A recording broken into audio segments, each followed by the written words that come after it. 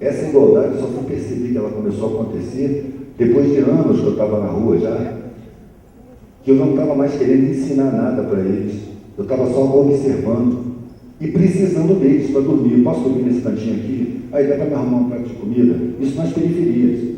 Precisando deles, eles pararam de me julgar superior. O meu vocabulário foi mudando. Eu fui deixando o academia de lado e começando a falar a língua da gente, a língua que todo mundo fala na rua. E aí eu comecei a ser tratado com igualdade e comecei a perceber um monte de coisas que essa própria galera não percebe, a galera periférica. Eles têm uma capacidade de superação impressionante. Eles passam por tragédias incríveis, repetidas vezes, e têm uma força interna incrível dentro.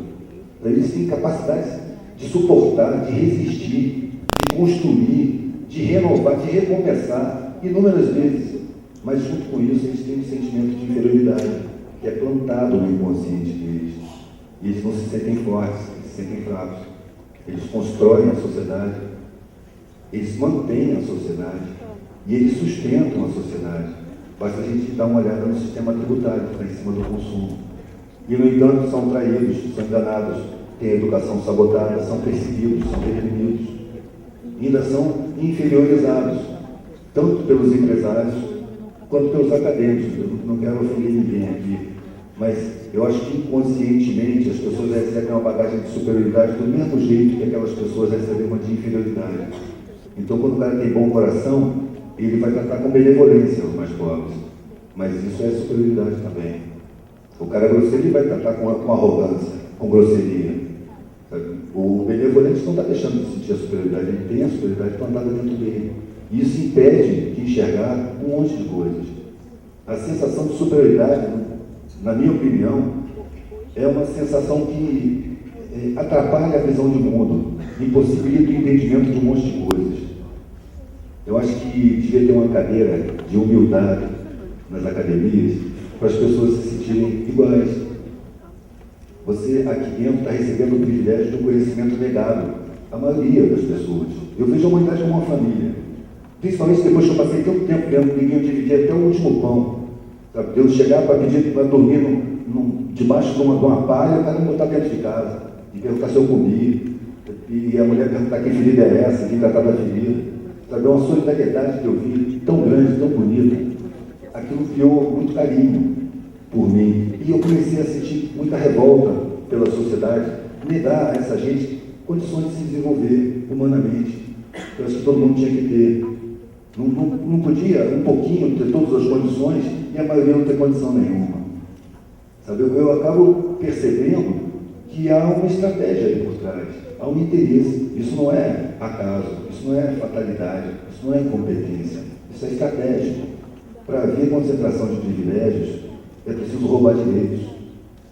Se cada um, se todo mundo se contentasse em ter os seus direitos garantidos e não quisesse privilégios, eu acho que tinha direito para todo mundo, não faltava para ninguém. É a ânsia do excesso que produz a miséria.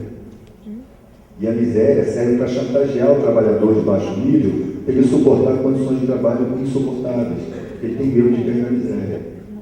E eu fui formando essa visão ao longo do tempo. Com pouco tempo eu comecei a ter necessidade de botar no meu trabalho. E comecei a fazer bronchinhas gravados em relevo, comecei a fazer adesivos. Parei de fazer o que eu comecei, que era brinquinho, pulseira e colar, e comecei a botar ideias, pensamentos, visões. E comecei a ver que as pessoas paravam para pensar, não todas, a maioria rejeitava, mas sempre tinha exceções. Eu costumo dizer que a humanidade é um grande garimpo, enorme cascalho, assim, pedra, galho, raiz, e no meio tem pedras preciosas, pepitas de ouro. Se a gente quer encontrar essas pessoas preciosas, a gente tem que educar o olho, e tem que se atirar na luta, tem que estar se misturando com a lama, procurando se ferindo nos galhos, assim a gente pode encontrar. Agora, eu estou percebendo também, junto com esse processo que me levou a falar para tanta gente ao mesmo tempo, que antigamente, quando eu fui para a estrada, era muito difícil encontrar gente reflexiva, era muito raro, gente esclarecendo, gente conhecendo, muito raro. E hoje em dia eu encontro todo canto. Eu tenho uma convicção de que nós estamos passando por um processo de despertamento. As pessoas estão começando a perceber que tem alguma coisa errada, no mínimo. Olham para a sociedade e não gostam do que vê. ainda veem a miséria como uma coisa natural, mas isso tem que ser superado. A miséria é uma coisa provocada. Eu acho que é responsabilidade de todo mundo e não exclui ninguém. Agora, eu não me sinto no direito de estar cobrando diretamente de ninguém. O que eu cobro do mundo é o que eu procuro viver. Então, eu cobro de mim mesmo. Aí a minha vida se misturou com o meu trabalho. E eu trabalho o tempo todo. Eu posso estar no bar bebendo, eu estou trabalhando. Eu pego os cadernos, faço um esboço, gravo uma frase, discuto com um cara que está torcendo para um time de futebol, desperto pessoas para a discussão. Aí a vida começou a ganhar algum sentido. E sem o meu controle. Eu queria só que minha vida tivesse um sentido, qualquer um que fosse. Porque onde eu estava, o que eu via, era uma carreira que não me interessava. Ia ser só sofrimento. Eu ia ser mais um, louco por uma sexta-feira e odiando as segundas-feiras. Quando a gente trabalha no que gosta, a gente não cansa. A gente não fica esperando feriado. A gente não vê o tempo passar. E o trabalho fica bem feito, porque você está gostando do que está fazendo. Mas nós somos condicionados a encarar trabalho como sacrifício, uma coisa ruim. Por quê? Porque a maior parte dos trabalhos é mesmo sacrifício, é uma coisa ruim. Se as pessoas procurassem se realizar realmente, eu acho que isso mudaria o mundo. Bom, eu desenhava desde pequeno, sempre gostei de desenhar. Quando eu peguei a estrada, eu saí de carona, carregando 2 bermudas, uma calça, 3 camisas, uma sandália havaiana, mais nada. Eu não pensava o que fazer. Eu não sabia, não tinha a menor ideia do que eu ia fazer. Pensava em viver de arte. Aliás, tinha criado uma certa birra com arte, porque eu conheci vários artistas, e era um puro ego, pura vaidade, uma besteirada danada. Então não me interessava. Mas nas primeiras experiências, eu chegava pedindo comida.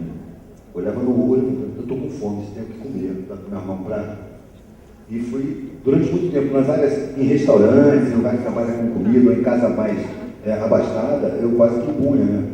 Eu falava olhando no olho, não sem grosseria, mas eu só pedia, humildemente, e admitia a possibilidade de não ter nas áreas periféricas. Podia ser que não tivesse.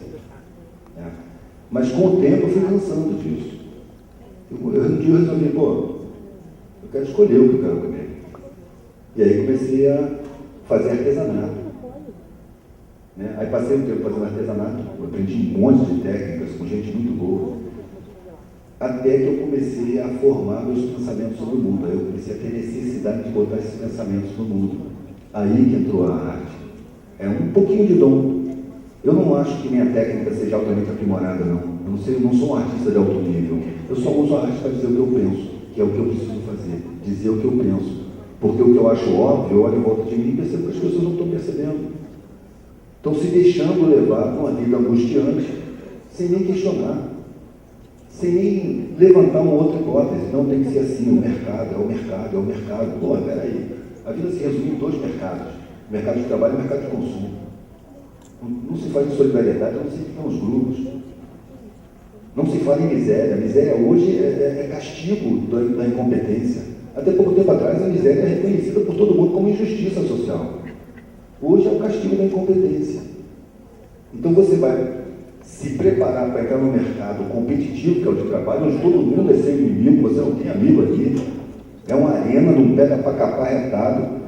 E se você for bem sucedido, derrubar bastante gente, pisar em cima de muita cabeça, você vai ser recompensado com um bom patamar no mercado de consumo. E você vai sair se mostrando aí com os seus luxos e com sua pobreza interna, porque a pobreza pior que tem é interna. De todas as pobrezas que eu conheci nesse mundo, a que menos me assusta é de dinheiro, que dá para a gente se virar. Agora, a pobreza de solidariedade, pobreza de humanidade, pobreza de sentimento, pobreza de criatividade, essas sim me vergonhariam. E essas eu vejo espalhadas por aí, se dá uma pena, cara, porque as pessoas não se percebem com essas pobrezas. Estão convencidas de que o seu valor social, do seu valor pessoal, do seu valor humano, é a roupinha de marca que está vestindo, é o carrão onde está andando. Sabe? E é tudo externo. É tudo externo. Nós estamos numa condição que, se a gente parar numa esquina e para um cara maltrapilho do nosso lado, ele pode ser honesto, bom caráter, leal, generoso, a gente se arrepia, a gente rebelde. Se for um pilantra com um terno desse da Armani, a gente admira, um cidadão exemplar.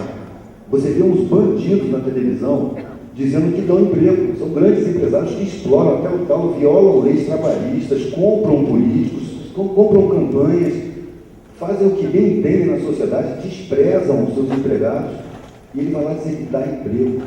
E as pessoas acham que ele é um grande cara, é um exemplar cidadão. São esses caras que eu chamo de vampiros da sociedade. Eles estão em cima e sugando. Por que não se investe em educação? Por que botaram o nome de custo social em educação? É porque no inconsciente coletivo, o custo é uma coisa que tem que ser contida. Então, tira o dinheiro da educação para pagar banco. Tira o dinheiro da saúde para pagar banco. Numa dívida que mudou de nome, que era externa, e continua sendo com as mesmas pessoas, mas agora virou dívida pública, né? Mas ela sempre foi pública. E tem que fazer um superávit todo ano, não sei se muita gente deve saber, metade do orçamento é usada para pagar juros da dívida, uma dívida que não acaba. Então, todo ano, metade do orçamento brasileiro é roubado. Uma dívida que não foi auditada, que não foi investigada. Eu tenho que ver essas coisas, eu tenho que botar meu trabalho. O meu grande problema é achar os desenhos para representar, porque eu faço uns muito horríveis, que eu não tenho nem coragem de botar na rua. Quando eu faço com raiva, fica horroroso. Eu tenho que trabalhar, porque eu tenho que pensar na receptividade, não é só um descarrego. O trabalho consiste na recepção. Não adianta nada você falar com uma pessoa se ela não está entendendo o que você fala. Por isso que eu, quando falo com a rapaziada das periferias, eu nunca falo academia. Marco regulatório, eu já falei com você, eu vi um cara falar comigo, marco regulatório é remédio para diarreia. Está certo. A gente tem que falar uma língua que se fala, que a maioria fala. Quantos por cento da população tem curso superior? 10%? Talvez nem isso. Então 90% não fala essa língua. É preciso a gente falar a língua de todo mundo. É preciso levar o conhecimento para todo mundo.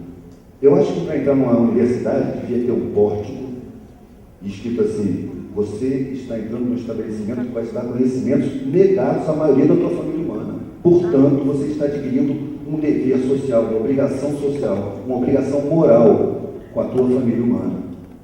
E era a obrigação de tirar o conhecimento dali e levar para todo mundo. Mas acontece que é plantado insegurança, é plantado medo. Você se pega nisso como um capital de conhecimentos, para você ter privilégios, para você ter garantias. A gente não consegue enxergar o todo, a gente foi pulverizado por poderes que não são difíceis de perceber. É só a gente observar o comportamento da mídia e o comportamento da mídia na política. Há pouco tempo atrás estava sendo comemorado pelas esquerdas a criação do Conselho, acho que era o Conselho Nacional de Comunicações, que ia controlar a mídia toda do Brasil. Mas tinham candidatos para isso, os movimentos sociais apresentaram vários nomes para isso, e aquilo ficou de molho. Há umas 2 ou 3 semanas atrás, o Sarney, presidente do Senado, convocou uma meia dúzia de senadores à noite, numa quarta-feira, e escolheram os componentes desse conselho. E eles todos têm ligações com a mídia comercial, para que ele não funcione. Ou seja, há um controle. Eu acredito que a estratégia é dupla. Primeiro, sabota a educação pública, deixa o povo bem ignorante, sem condições de ter senso crítico, sem condição de ler um texto. Eu sei que aqui no Rio Grande do Sul o ensino público é um pouco melhor, mas saiu daqui, é uma porcaria. É uma porcaria. Você vê um cara terminar o ensino médio e não conseguir ler um texto. Bota ele para ler o texto, ele vai ler de uma forma constrangedora. Quando ele terminar, você tira o papel da mão dele e pergunta qual foi o assunto, ele não sabe o que ele leu. Ele não consegue. E eu acho que isso é uma parte da estratégia. Então pega essa população totalmente sem condição de se defender e coloca a televisão ligada na casa dele, falando um monte de barbaridade, dizendo que vale mais que tem mais, que prêmio nessa vida só é material, que o empresário é um benfeitor da humanidade e que o miserável é um incapaz que merece mesmo ser um miserável. A gente vê esses recados subliminares aí nos programas direto. Eu não assisto mais a mídia comercial porque me faz mal à saúde. Eu peguei a estrada, sem nada, em 1980. E era raríssimo encontrar gente refletindo. Muito, muito, muito raro. E depois desse tempo todo, eu comecei a encontrar mais gente. Eu não acho que as pessoas estão mais conscientes. Eu acho que há pessoas mais conscientes. Há pouco tempo atrás eu brincava, antigamente nós éramos exceções raríssimas. Hoje nós somos exceções numerosas, exceções ainda, mas muito mais numerosas. Eu ando nas favelas, eu sempre encontro gente conscientizando. Eu ando nas periferias e tem sempre gente conscientizando, às vezes sem ter consciência de que está conscientizando. Sensibilizando, educando para a arte, sabe? Falando dos valores reais, que não são os valores vigentes.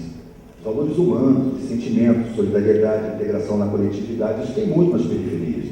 É um pessoal que já está acostumado com a solidariedade porque precisa dela para sobreviver. Então é mais fácil se propagar lá. Aqui é mais difícil você enxergar, porque aqui é imposto um comportamento de individualidade.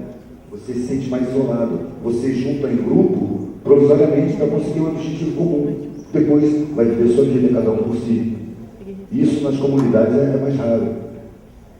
Eu estou achando muita gente despertando, eu estou encontrando um monte de documentários no YouTube que antigamente era enviado. Tá certo que eles vão lá e tiram. Eu botei vários documentários ótimos no meu blog e sumiu. Você clica lá e aí aparece um letreiro explicando por que não está. Mas são filmes que esclarecem. A Ordem Criminosa do Mundo, por exemplo, foi o último que tiraram. Vozes contra a Globalização, tiraram. Eu coloquei um lá, aliás, seria bom quem tiver acesso e puder ver, a Educação Proibida. Eu botei lá, saiu agora 13 de agosto esse filme. Eu botei no blog. Eu duvido que ele não vai sumir daqui a um pouquinho. Ele vai sumir. Eu estou esperando chegar em casa para ver se eu baixo ele lá e gravo na HD, porque eles vão tirar. Existe um trabalho para impedir a conscientização. E é um trabalho forte. E é forte porque é a mesma coisa que o prefeito ser reeleito. É muito mais fácil para um prefeito ser reeleito do que para um candidato se eleger. Por quê? Porque ele está com a máquina na mão. Então, aqueles que têm interesse em bloquear a conscientização estão com a máquina na mão. Esse negócio de internet, isso foi criado para o Pentágono, era uso militar.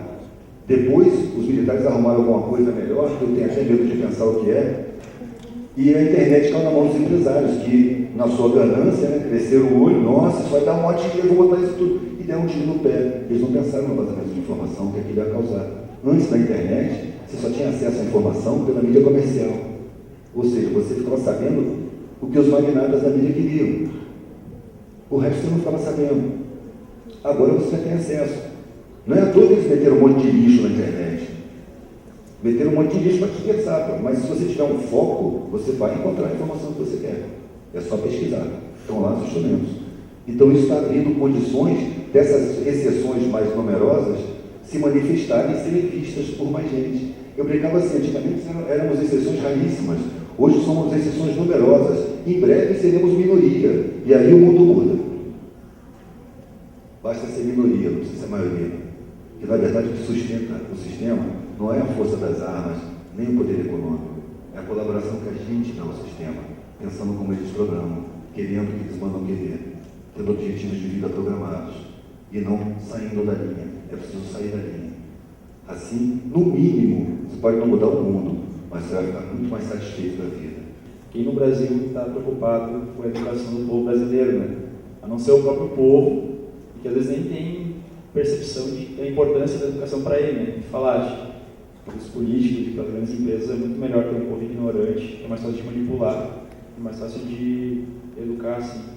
Eu queria saber quais são as suas percepções a respeito de uma solução possível para isso. A gente vai ter eleição agora aí nas nossas cidadezinhas, com mais um monte de político bundão, falando das mesmas coisas de sempre, né? Bom, eu não sei o resto, mas eu até queria tentar fazer alguma coisa, mas nem com isso eu tenho mais muita esperança com a política, né? Parece que o lance é anarquia, sei lá, começar a queimar e botar fogo em tudo. Anarquia é uma coisa, violência é outra. Tá. Talvez eu tenha usado a palavra errada. Mas eu acho que o confronto é a língua do sistema. Eles se preparam para o confronto. Eles não se preparam para a consciência. Na verdade, essa é uma pergunta que eu escuto de vez em quando. Então, qual é a solução? Eu não sei. Eu posso dizer o que eu faço, o que eu proponho fazer. Agora, a solução real eu não sei, porque está tudo muito controlado, tudo muito dominado. Eu acho que está acontecendo a solução, não está sob o poder de ninguém. Ninguém vai liderar isso. Eu acho que isso está acontecendo com muitos fatores diversos, inclusive climáticos. Está acontecendo muita coisa. E a mudança está vindo. Agora, você não pode esperar que um cachorro grande largue o osso. E esse é um ponto estratégico da sociedade.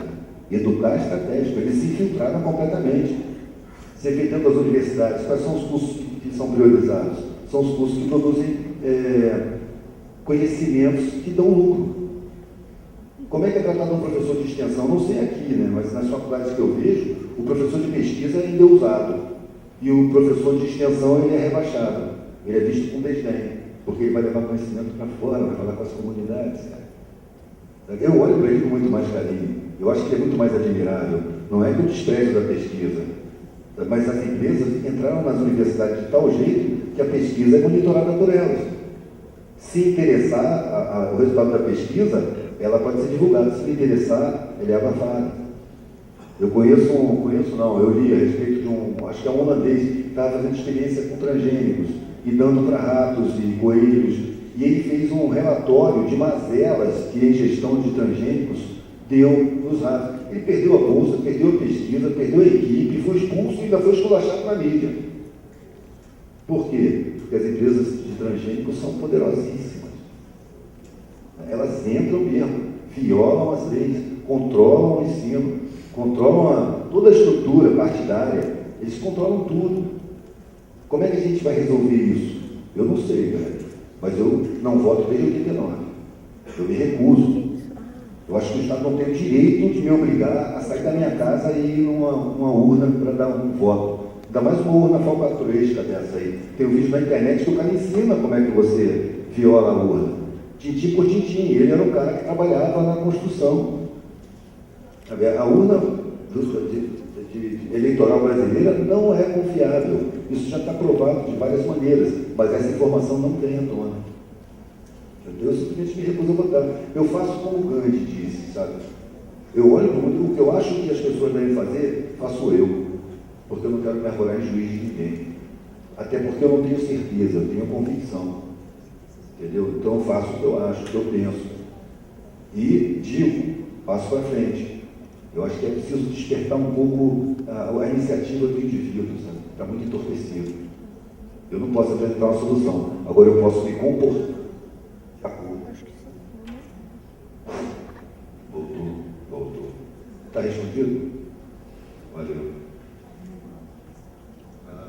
Eu queria saber o que te deixa mais realizado vivendo dessa forma que tu vive. Rapaz, eu vou falar muito simplesmente. Eu me sinto muito realizado quando eu vejo esse músculo aqui, ó, fazer assim. Está pensando. Está olhando para o trabalho dele, está pensando, cara. Tudo que eu quero. Aí pode gerar alguma possibilidade. O trabalho é longo, cara. A gente não pode querer colher os frutos. Como você tem que se contentar com plantar. Quem quer colher os frutos, desiste. Às vezes eu estou nas academias e eu vejo meninos falando do mesmo jeito que falavam meninos da minha idade, na época que eu era menino, dentro da universidade.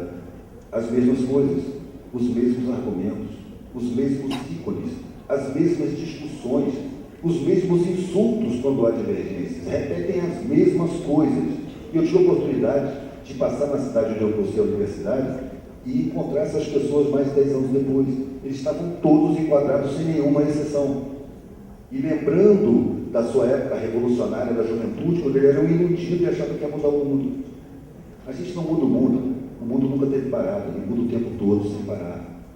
Cabe a gente decidir como colocar a sua vida dentro desse contexto. Eu não vou acreditar em mentiras, eu quero descobrir as mentiras. Eu quero construir os meus valores, eu não quero deixar que a sociedade construa para mim. Porque vem na forma de farsa, vem na forma de mentira. São valores que servem a essa concentração estúpida de renda que gera tanta miséria para as pessoas que eu mais amo, cara. Porque se eu tenho amor e respeito pela humanidade, eu tenho um carinho muito grande pelos mais pobres. São os mais sacaneados e que se relacionam de uma maneira muito mais bonita do que o meu onde eu nasci, que é mais individualizado. Eu não estou querendo criminalizar ninguém, mas para mim é natural olhar para quem está perdendo com muito mais carinho. Eu acho que eu fui muito além do que você perguntou. Sendo eu Jesus, como todos conhecem, todos não conhecem Jesus, todos conhecem também, é minha obrigação praticamente perguntar, tipo assim, onde as instituições que tratam dessa parte da espiritualidade entram na formação da mente dessa pessoa que não vê que é tão forte. O que eu acho dessas instituições? Olha, mano, Eu não vou aderir a nenhuma, para ter certeza disso. Mas eu acho que existem pessoas que não têm condições de consciência de formar um código de conduta para viver socialmente. Então essas religiões dão esse código. Sabe? Se eu não faço mal a ninguém, porque isso me desagrada. Eu beneficio alguém, isso me dá um prazer enorme. Mas há pessoas que não são assim. Elas têm que aprender a fazer o bem por interesse do prêmio e a evitar o mal por medo do castigo. Então tem essa função. Eu conheci um pastor, ele não era pastor, ele era bandido. E ele foi preso. Não é isso. Ele era bandido mesmo, matava. E aí ele foi preso. E na cadeia ele se converteu e virou evangélico. E ele se modificou completamente. E ele fez curso para pastor, passou, sei lá como, não sei como é que é isso. E ele formou uma ala evangélica dentro da cadeia, ela penitenciária. Nessa ala não havia mais roubo, não havia mais briga, não havia mais esfaqueamento, não havia mais estupro. Ficou em paz. Então eu vou dizer que isso é ruim? Não, é bom. Nesse ponto é bom. Agora, se você já tem um conhecimento, tem um código de conduta, eu acho que isso aí passa a ser desnecessário. A religião é necessária. É necessária. Se não houver, não tem amálgama. As pessoas não se unem, se odeiam, se discutem, não estão a nível ainda. Eu acho que quando deixar de ser necessário, vai deixar de haver religião, vai passar a haver espiritualidade, uma coisa muito mais ampla, sem verdades, só com lutas, buscas, melhorias. Eu acho que é isso. Quando me perguntam, você tem religião? Eu falo, não, eu tenho espiritualidade. Eu sinto que eu trato com o invisível de muitas formas e muitas maneiras. Mas eu não sei definir isso. E na minha concepção, isso não é um trabalho para a razão. Você meter a razão aí, cara, você só vai, não sei se tem religioso aqui, só você vai chegar em idiotíssimo. A gente está aqui numa poeirinha cósmica, o planeta Terra, no universo não é nada. O nosso Sol tão grande é uma estrela anã, cara, não é nem de quinta grandeza como eu aprendi na escola, não, ele é menor ainda. Numa galáxia de 200 bilhões de estrelas, maiores do que o Sol, são os planetários com centenas de planetas girando. O nosso tem 9 planetinhos, nem é 9, é 8. Descobriram que um é asteroide, nem planeta é. Então a gente boiando aqui nessa poeira cósmica vai definir o criador do universo, a gente não vai ser o universo. É meio infantil, é meio pretensioso, mas por quê? Porque foi usada a razão, entrou a razão, aí cria dogmas, cria códigos e impõe a força. Mas eu, mesmo enxergando tudo isso, eu conheço a instituição católica, sei dos crimes que foram praticados ao longo do tempo, como várias outras instituições, mas eu acho que é um sintoma do primarismo de consciência da humanidade. E é uma necessidade nesse estágio ainda. Quando deixar de ser necessário, vai desaparecer sozinho, ou vai se transformar em alguma coisa muito melhor, uma coisa muito menos restrita. Porque o que eu vejo são grupinhos reivindicando o privilégio da verdade e alijando todos os outros que não concordam com seus princípios da paternidade divina. Aí fica um pouco infantil, né? Mas eu não gosto de discutir com religioso porque eu não quero ofender. Tem que respeitar, cada um tem sua maneira de ver. E eu já conheci religiosos que têm comportamentos santos mesmo, que se entregam e fazem, como já vi também o contrário. Então não depende do cara ser religioso ou não. Depende da índole dele. Isso aí que tem dentro dele. A forma que ele vai usar no mundo não é muito importante. É a essência do que ele pratica que é importante.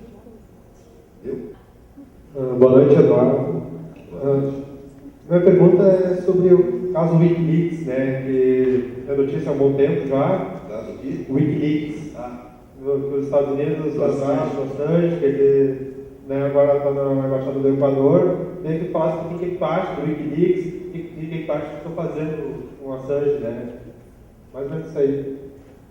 Olha, meu irmão, o Assange está lascado, né? Você sabe disso. Ele vai ficar arriscado em ficar eternamente na Embaixada do Equador. Porque a Inglaterra ameaçou invadir lá e depois deu para trás. Realmente ia ser um absurdo. Mas eu não duvido que eles entrem, não. Não duvido, não. Agora, é bem característico do ódio que os grandes barões têm do vazamento de informação. Eles querem massacrar o cara. Eles querem torturar o cara. Eles não querem só eliminar o cara. Eles querem se vingar dele. Porque ele teve atrevimento de revelar o comportamento dos dominantes do mundo, através dos estados. Para mim, os Estados Unidos não é nem mais um país, né? O governo dos Estados Unidos não representa um país. É um aglomerado de corporações que faz o que é interessante para eles ganharem, para ter lucro. Daí o comportamento tão estrambótico dos Estados Unidos, violando leis internacionais, que fala de petróleo invadiu o Iraque, tá dominando tudo, proibindo de criar energia nuclear, de criar bomba atômica e tendo mais do que todo mundo. Isso me parece muito básico, muito simples. O Assange simplesmente violou a blindagem informacional e trouxe à tona um monte de informações que nem todo mundo está tomando conhecimento. É muito pouca gente que está tomando conhecimento. Precisa divulgar mais. Aliás, acho que esse é um trabalho que é preciso ser feito, cara. Passar para frente, passar para frente. Há pouco tempo atrás eu falei que meu lema é vou contar para todo mundo. Tudo que eu souber eu vou contar para todo mundo. Porque as pessoas sofrem, cara. A vida inteira as pessoas sofrem por uma vida mal formada, formatada de maneira a favorecer grupinhos. E botam na cabeça deles tanta mentira que a gente acaba se confundindo e agindo de acordo. A gente tem que sair com a camisa rasgada, por exemplo. Pô, uma camisa rasgada me livra de mais companhias. Porque a pessoa preconceituosa que olha para mim, a camisa está rasgada, eu quero que essa pessoa me evite. Sacou? As pessoas têm vergonha de terem defesas. Olha a minha calça. Não tem uma roupa minha que não tem uma manchinha, um probleminha, só as novas. Essa camisa aqui é nova, tá novinha ainda, não estragou nada, tá toda. Mas em geral tem sempre alguma coisa. E eu percebo que as pessoas mais desinteressantes me evitam. E é um favor que elas me fazem. Sabe, o desprezo alheio não me incomoda em nada. Acho que, aliás, é uma coisa que devia se desenvolver nas pessoas. O que pensam da gente não transforma a gente no que pensam, não. O que dizem da gente não transforma a gente no que dizem. Se a gente der um pouquinho de amor próprio, essas coisas vão ser diferentes. Ou vão servir de sinais para você escolher suas companhias. Eu gosto de pessoas interessantes. As superficiais não me interessam muito, que eu acabo me aborrecendo. Tá bom. Boa noite. Tu fala bastante, eu concordo quase tudo também, sobre os problemas do acúmulo de privilégios, ou enfim, vamos falar de dinheiro, tá? Mas, por outro lado, o acúmulo de dinheiro também trouxe muitas coisas boas para a humanidade e para a sociedade. Por exemplo, sem acumular dinheiro não tinha como o homem chegar na Lua, internet, computador, essas coisas foram produzidas e que trazem benefícios. Tu está aqui por causa da internet. Tem coisas, o LHC lá na Europa, enfim, coisas que vão trazer benefícios para toda a humanidade. Como é que tu enxerga esse equilíbrio? Como é que tu enxerga as coisas boas que o acúmulo financeiro trouxe para a gente? Olha, as coisas são boas mesmo, mas você acha que a única motivação para desenvolver essas coisas é o dinheiro? Você não pode ter uma motivação em beneficiar a humanidade, fazer o bem à coletividade? Todas essas coisas podiam ter sido feitas por interesse na humanidade, por amor e não por ganância. Essas coisas foram feitas por ganância. E poderiam fazer por amor. E muita gente trabalha por amor. Não sei se eu vou falar do projeto HARP, aquele de controle climático, lá nos Estados Unidos, no Alasca. Tem muita coisa, procura Jesse Ventura, ex-governador de Minnesota, que ele investiga isso. É um projeto que usa, eu não sei falar tecnicamente, mas são usinas de energia de baixa frequência que são emitidas para cima, várias usinas de 10 mil megawatts, emitem na vertical, aí magnetizam a ionosfera, não sei se é possível, se eu estou falando besteira, e aí com satélite você manda essa energia para um ponto na superfície do planeta. Então você pode, por exemplo, arrumar placas tectônicas, você pode criar chuva onde está seco, você pode secar onde tem um dilúvio, controlar o clima, entendeu? E num dos vídeos que eu assisti do Jesse Ventura, ele entrevista o filho do cientista que começou esses estudos lá em 1950, eu acho. E ele era um menino, e ele estava contando assim: meu pai chegava em casa, sentava comigo e falava: meu filho, eu estou descobrindo uma máquina que vai acabar com a seca, que vai acabar com o sofrimento, que vai acabar com os dilúvios, com as enchentes, vai melhorar a vida de todo mundo. Esse negócio que acontece na África, a gente vê aí, essa fome, vai melhorar tudo com essa máquina. E um belo dia, o pai dele chegou em casa deprimido, porque os militares tinham tomado o projeto, a Marinha tinha tomado o projeto e ele tinha sido dispensado. Ele não podia mais participar. Os militares viram o uso bélico para fazer aquilo. Você entendeu? Quer dizer, esse cientista estava trabalhando por amor à humanidade. Ele não estava interessado no lucro. Então, eu acho que o lucro não precisa ser a motivação principal, não é? Tá bom? Meu nome é Fê.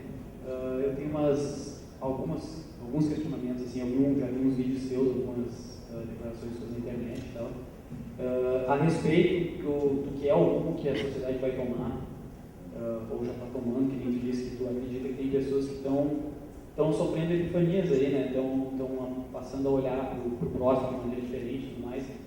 Tu acha que isso vai acontecer de forma espontânea, assim, ou a gente precisa chegar no fundo do poço? Porque a impressão que eu tenho é que, talvez seja da natureza do ser humano, é que a gente tem que ser colocado, confrontado com uma realidade absurda, assim, para que a gente comece a ver as coisas de uma maneira diferente. Né? Eu sei que tem até alguns teóricos que falam que, sei lá, a sociedade vai tomar um rumo, vai ficar todo mundo na miséria, e depois vai se tornar um pensamento mais coletivista e tudo mais. Essa é a primeira questão. A segunda questão é a respeito de colher frutos, né? Que fala que tu tem só plantar e não colher os frutos. Daí eu queria que tu falasse um pouco sobre exatamente como tu vê colher frutos. Porque às vezes eu tenho a impressão de que tu está falando que tu não colhe os frutos, mas na verdade tu colhe, né? Porque a satisfação que tu vive fazendo o teu trabalho, né? Conseguindo viver disso e vendo as pessoas refletir acerca do teu trabalho, me parece ser os próprios frutos, né? Eu colho frutos na satisfação de ver a reação das pessoas. Mas o que eu vejo de expectativa em quem trabalha por uma revolução, por uma mudança real e tal, é ver a sociedade totalmente modificada. Daí a busca de lutar pelo poder, que não é um poder, né? Na verdade não é. Esses caras desistem, porque eles querem ver o fruto que eles buscam, é um fruto palpável. O fruto que eu vejo é que está vigando, é que está nascendo. Entendeu? Esse é o meu fruto, é ver que está brotando. O fruto pronto é aquele que você come. Eu sempre uso uma comparação, é como se eu tivesse 70 anos e fosse plantar nogueiras. Eu não estaria plantando para mim, estaria plantando para a humanidade. Ali estaria a minha satisfação. Entendeu? É preciso a gente participar do processo, como ele está. O problema é que a vontade da gente é que as coisas mudem no ritmo que a gente deseja.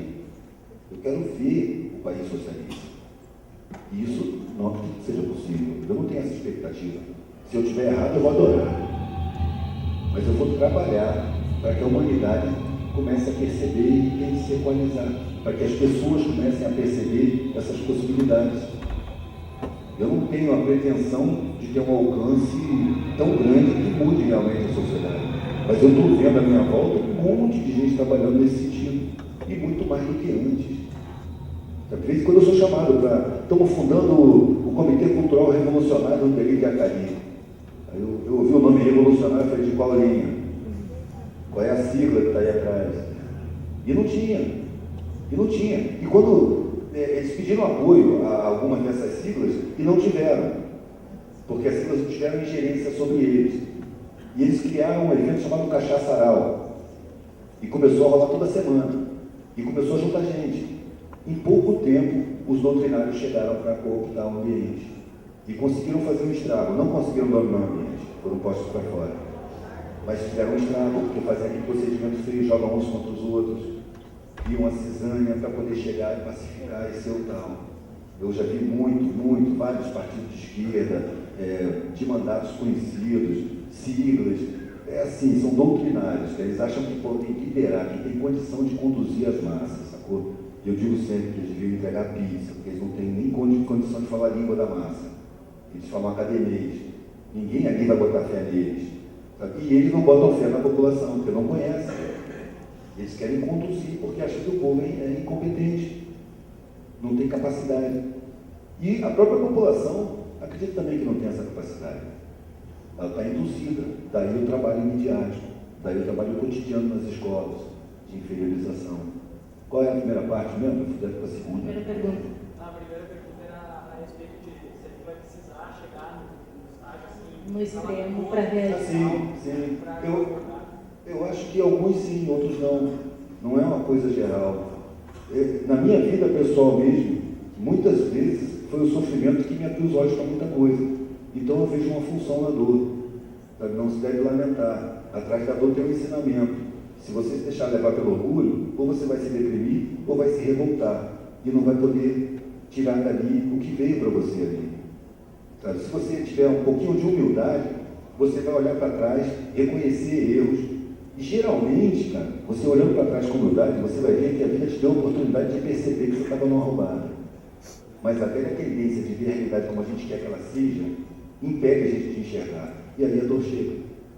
Se eu confiei em alguém me traiu, ao invés de eu ir afora, eu vou buscar na relação que eu tive com essa pessoa, como eu poderia ter percebido que essa pessoa era capaz de me trair. E sempre encontrei um momento de um ato falho, uma palavra, uma ideia, uma opinião, eu tinha à minha disposição e não vi. Entendeu? E, então eu, prestando atenção daí para frente, eu começo a perceber os sinais antes de chegar ao buraco do poço. Não caio mais. A nível coletivo, eu acho arriscado fazer essa previsão. Mas, se a gente for olhar para os indícios, é isso mesmo que está acontecendo. Tem tragédia por aí. E não se está tomando providência nenhuma, pelo contrário. Está se passando pó de arroz, maquiagem, e deixa isso aí mesmo. Cria um mercado de carbono para poder comprar lá na África, num país que não tem indústria, impedir os emergentes de se industrializar, né, e poluir do mesmo jeito, produzindo para consumo e descarte. Tem essa. O consumo nunca é só o consumo, tem o consumo e o descarte. E esse descarte está acabando com o planeta, está modificando as coisas. Não sei até onde vai chegar. Eu não sei se vai ser mais rápida a conscientização, que eu estou percebendo que está acontecendo, ou a destruição. Mas as duas coisas vão mudar completamente a estrutura social. Isso eu posso ter certeza. Respondi? Sim, durante o ensino médio, principalmente, eu tinha uma professora de história que fez eu pensar bastante, porque ela comentava sempre com a gente que a tecnologia e tanto a humanidade em si só evoluía quando acontecia uma guerra. Sempre mesmo nesse meio que respondeu a pergunta agora há pouco. Só? Quando acontecia um desastre muito grande, aí acontecia a parte da solidariedade, a tecnologia e tudo mais. Eu queria saber a tua opinião, se vai precisar realmente vai chegar um ponto que vai ter que acontecer um desastre mundial, ou que nem aconteceu, por exemplo, com terremotos que acontece toda essa mobilização de solidariedade, entre aspas, para aquele local. Vai ter que acontecer um evento mundial ou algo maior ainda, para o mundo poder realmente começar a ser solidário? Meu irmão, o mundo é, em sua maioria, solidário. A rapaziada que vive no pega para capar não chega a ser a maioria. O pessoal que pode consumir, que tem acesso à informação, que tem condição de botar roupa de marca, que mora sossegado, sabe, que tem água, luz, telefone, internet, carro. Esse pessoal é minoria. Eles têm dificuldade de ter solidariedade, porque eles só têm entre si quando tem. Se você andar nas periferias, tem solidariedade presente o tempo todo. Não vai precisar de sofrimento para gerar solidariedade, muito embora seja um ótimo ligador. Quando há tragédia, realmente eu já vi gente que não presta a arriscar a vida para salvar outra pessoa. Porque alguma coisa mexe lá dentro. Eu não sei entender muito bem como é que é isso. Mas eu acho que o ser humano tem do divino e do demônio dentro de si. E as circunstâncias provocam o aparecimento desses dois. São circunstâncias. Imagina que eu tenho uma filha de 6 anos e eu pego alguém já na iminência de estuprar essa menina. Eu vou virar um demônio na mesma hora, cara. Vou ser capaz de fazer qualquer coisa. É da natureza humana. Eu acho que está havendo um trabalho, o ser humano não está acabado. É um ser em processo. Ele está em processo. Você olha, tem milênios para trás, tem milênios para frente também. A gente não parou aqui. Só que é plantado um sentimento de que acabou o momento na hora que você está vivo. Hoje é o máximo. E hoje não acabou. Vai ter amanhã, vai ter depois, e você vai virar uma coisa esquecida no passado. As coisas vão passando, a vida vai passando também. Se a gente quer participar do processo, a gente tem que levar isso em conta. Não estou no fim do mundo. Eu não estou no fim da história. Eu estou fazendo parte de um processo que é mais que milenar. Não sei de onde vem, não sei para onde vai. Eu sei que eu estou aqui. Então eu quero interferir na forma que eu estou aqui. Que está vindo o hecatombe por aí, está na cara que está. O clima está doido, olha o calor que tem que estar fazendo aqui nessa cidade. Né? Tá mudando tudo, as coisas estão trocando. Não sei até onde vai se conseguir manter o controle, porque é o controle concentrado na mão de uns poucos que faz a sociedade ser o que é. Não sei até onde eles vão ter condição de manter esse controle. O controle da informação eles não estão mais tendo. Então, revoltados. Por isso que eles querem fazer aplicativo do Assange. Ele é o ícone maior, que revelou mais coisas, né? E as mais hediondas. Aliás, tem o Wikileaks Brasil, que é muito interessante. Eu acho que é interessante dar uma pesquisada. Tem muita coisa que acontece por aqui, bilhetinhos de políticos e troca de informações com secretários e empresários e mídia, principalmente. De vez em quando a gente vê o espaço, como agora, que estão querendo até levar o Policarpo lá para a CPI, né? A Veja já meteu o pé na jaca. Mas são espasmos. Isso aí é endêmico, está na estrutura social, está infiltrado em todos os lugares. Não que eu não acredite em mudança, eu estou vendo mudança. Mas eu prefiro acompanhar a mudança sem deixar que a minha vontade interfira. Aliás, qualquer coisa que você analisa, permitir uma interferência da vontade, você vai chegar na conclusão mais conveniente. Se você quer se aproximar da realidade, deixa a vontade de lado e prepara para encontrar o desagradável. Aí você pode se aproximar da realidade. Eu não costumo falar em público, tá? Então, falhas podem ocorrer, primeiro lugar. Mas, cara, eu queria saber... Oi? Sinta-se à vontade. Tá legal.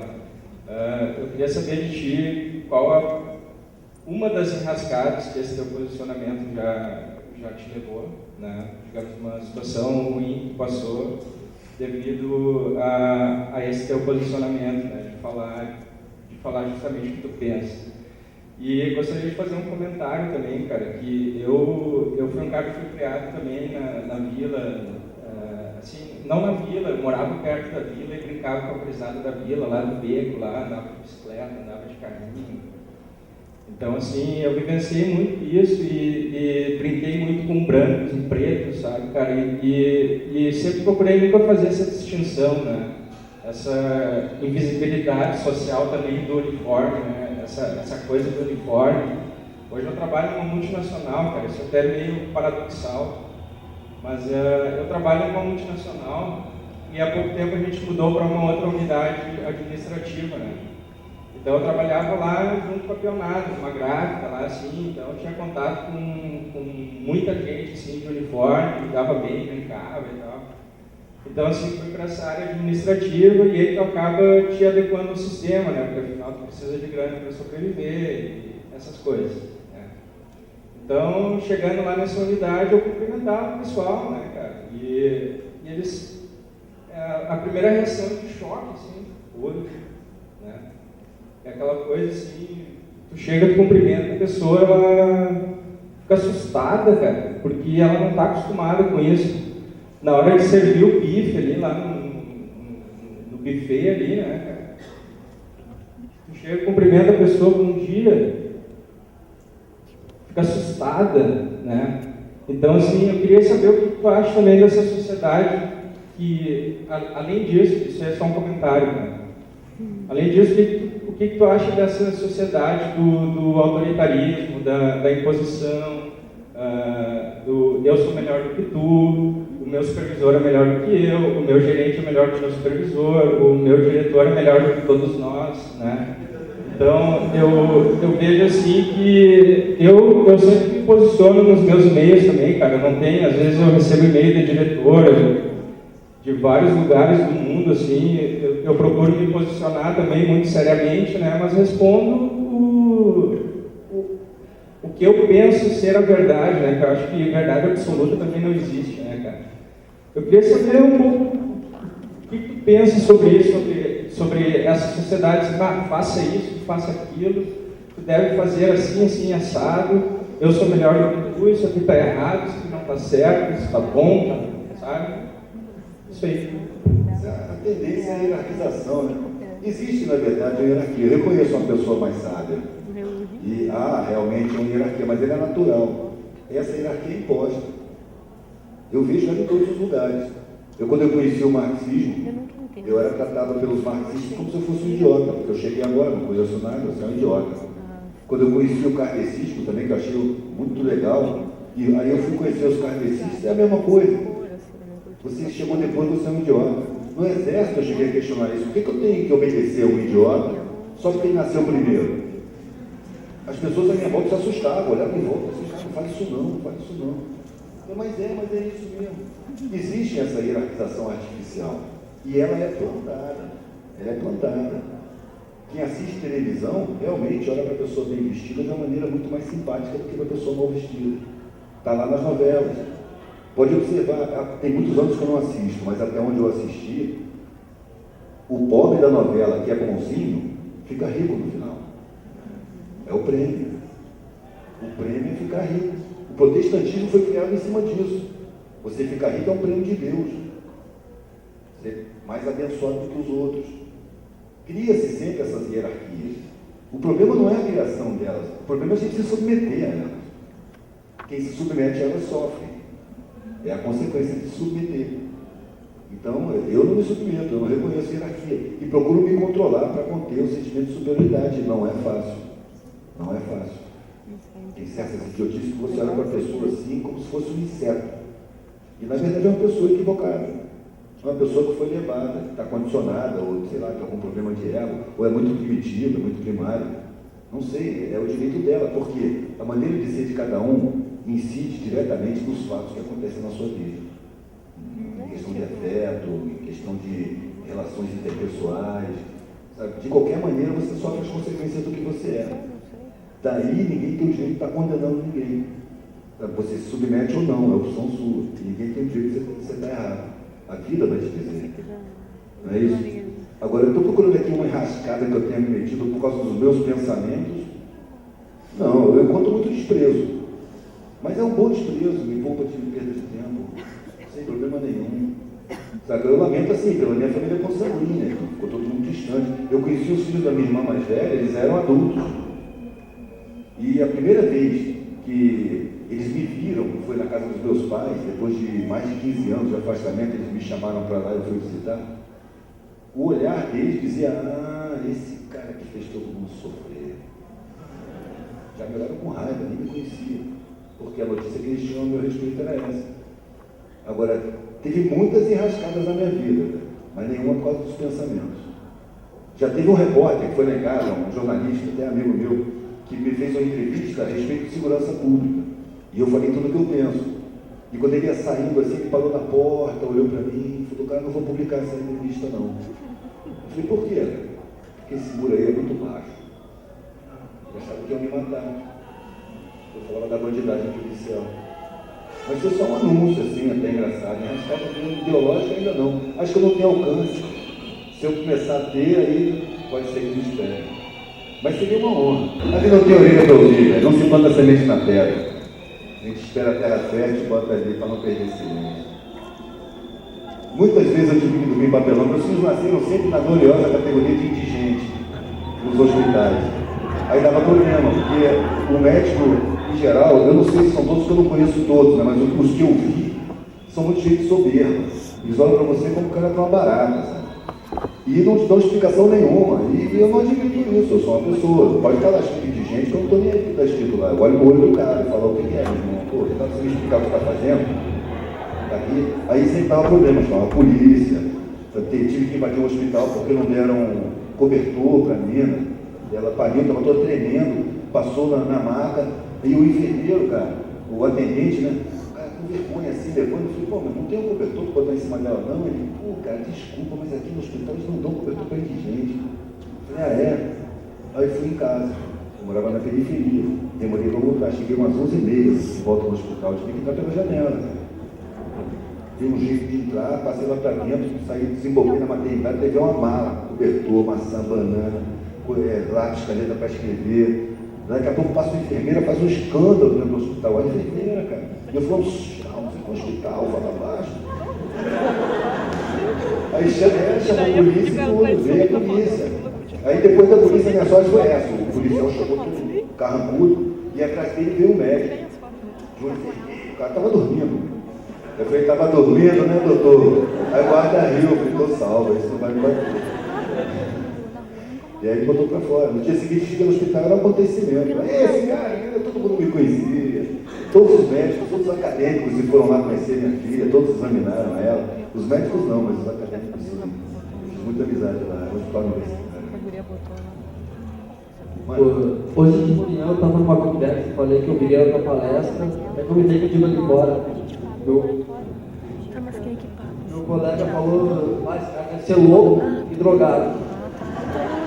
Eu falei, pô, então essa visão que o cara tem, agora que eu falou, o cara tem de Deus. Queria saber, tipo, a marginalidade que quando se tem na periferia, o que eu acho que gera é a raiva que às vezes tem da sociedade, ou o preconceito da sociedade com a periferia gera essa marginalidade de assassinato, tráfico, coisas assim. Olha, o preconceito do centro contra a periferia é um fator. Revolta contra a injustiça, eles não têm consciência disso. Agora, a miséria, meu irmão, é um fator que só desemboca em violência. Pelo menos aqui. Nós estamos na cultura ocidental. Na Índia, a miséria é aceita pacatamente, porque lá a religião diz que você tem que aceitar a vida como ela se apresenta. É uma questão kármica. Mas aqui, na sociedade da competição, miséria gera violência, muita violência. E não pode estar em outra coisa. Imagina, o cara é um miserável, mas ele tem uma televisão dentro de casa, instigando a vontade dele consumir. Não é todo mundo que vai resistir a isso. Né? Já dizia um desses famosos aí que saiu da miséria, que saiu da favela, que não se corromper para as periferias já é uma grande vitória. Porque a corrupção vem na tua porta toda hora. E você é tido como otário se você não se corrompe, se você não rouba a água, se você não rouba a energia, se você não rouba alguma coisa lá fora, se você não engana ninguém. A tentação fica na porta. E o sofrimento favorece, você se perde, você vai e pratica mesmo. Você quer aquele tênis de marca, você quer ganhar aquela menininha, você quer botar uma arma, porque a arma vai te dar respeito, eles misturam respeito com medo. É uma confusão muito comum. Praticamente as pessoas são conduzidas para lá. E aí eu acho que já entra uma estratégia de extermínio também. Quando se fala em combate ao tráfico, para mim, deveria se falar de apreensão em aeroporto de armas e drogas, apreensão em portos de armas e drogas, interferência em trânsito de armas e drogas. Mas não, eles deixam chegar na favela e entram lá para combater o tráfico na favela, porque ali eles matam, exterminam a juventude. Pobre tem demais. Na concepção dessa gente, tem pobre demais, tem que exterminar. Então, a adolescência é morta pela polícia e os velhinhos, para parar de ganhar pensão, são mortos pela saúde pública, por mau atendimento. Estou cansado de ver o médico, os caras morrem. São velhinhos. Sacou? Acho que a criminalidade ela tem muitas fontes, mas a principal é a miséria, é a injustiça e a provocação do luxo.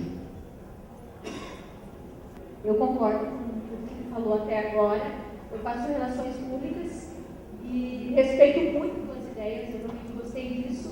E na tua fala inicial, uma das coisas que tu falaste foi da gente muitas vezes ser moldado pelo sistema. A sociedade nos impõe uma maneira de pensar, uma maneira de agir e muitas vezes a gente entra nesse rol.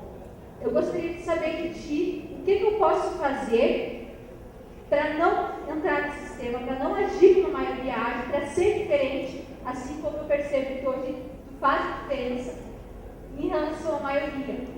Isso que eu gostaria de saber. Não adianta eu sair daqui a pouco dizendo, eu não vou mais me deixar levar pelo aquilo que a sociedade me impõe, eu vou ter meus próprios valores.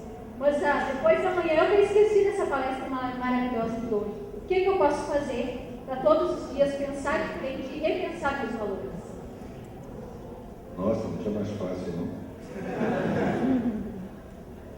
Experimenta sentir o que manda o seu coração. Experimenta sentir sua vontade de verdade. Experimenta desconsiderar as pressões. O que eu quero fazer? O que eu gosto de fazer? E em seguida, é isso que eu vou fazer. Agora, as ameaças que vão vir, pode ter certeza. Você ficou maluca, está precisando de ajuda. É normal, normal. Em princípio, até bem intencionadamente, porque as pessoas têm muito medo de pensar por si. Então, quando você começa a pensar por si, as pessoas se preocupam, você vai sofrer, você não pode ser assim, você tem que ser igual a todo mundo. As próprias, por amor, a própria família. É natural, tem que estar preparada para essas forças, porque vai vir, vai vir. Você está se comportando fora do padrão. Entendeu? O condicionamento é muito forte. Eles pegam a criança, já no jardim da infância, botam em fila, uma atrás da outra. e senta, e todo mundo vai fazer a mesma coisa. É impossível 30 crianças quererem fazer a mesma coisa, mas são obrigadas. Então vão se moldando, vão se violando, e a gente vai acostumando a se violar.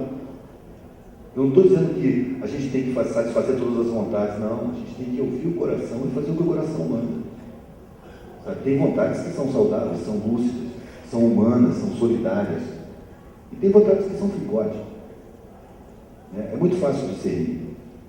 Agora, o tempo todo, o mundo vai te empurrar para o lado que você não gosta. É só você fazer o que você gosta. Só isso já é revolucionário.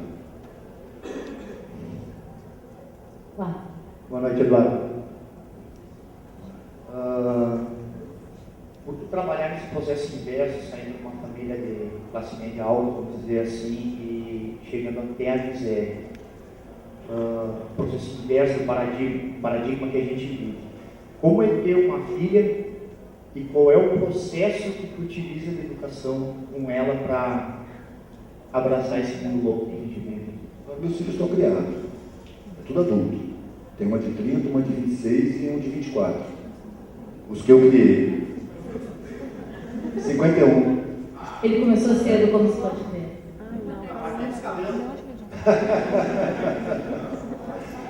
Eu tenho uma neta que não tem pai. E eu sirvo um pouquinho de pai para ela, como referência.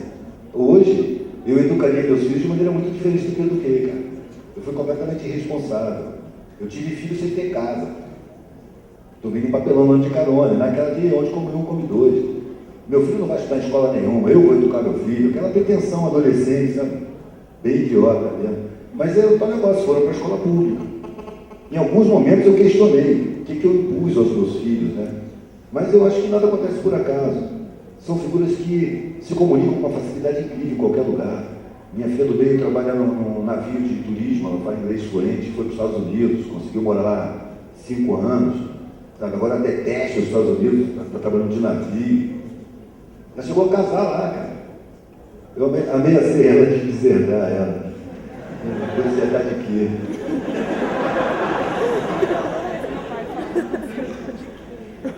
Eu tenho um filho que ele radicalizou total. Anarcopunk, sei lá o que ele é, cara. Qualquer tipo de trabalho é conivência. Não tem mais como discutir, né? Esse moleque com 18 anos virou para mim e falou assim, a partir de hoje ninguém manda mais em mim, nem você. Eu falei, tá bom, então pode pegar a conta de luz e pagar. Ele ficou 1 ano sem pagar nada. Aí um dia eu encostei ele na parede. Você fica falando em autossuficiência, você é tão autossuficiente, tão poderoso, no entanto vive vindo na minha geladeira e pegando comida que eu comprei, não traz nada e nunca bota dentro, cara. Eu acho que você tinha que andar, vai pra vida. E ele foi. Só que ele foi no estilo que ele viu criancinha, arrumou um papelão por noite e dormiu em qualquer lugar. Passou 2 anos assim. Dormia em casa abandonada, na periferia, casa em construção, até arrumar uma namorada. E aí foi morar na casa da namorada, que tem um pai músico liberal, que todo dia de manhã deixava R$10 para eles lá. Não queria mais nada, né? Pelo menos aprender a tocar violão.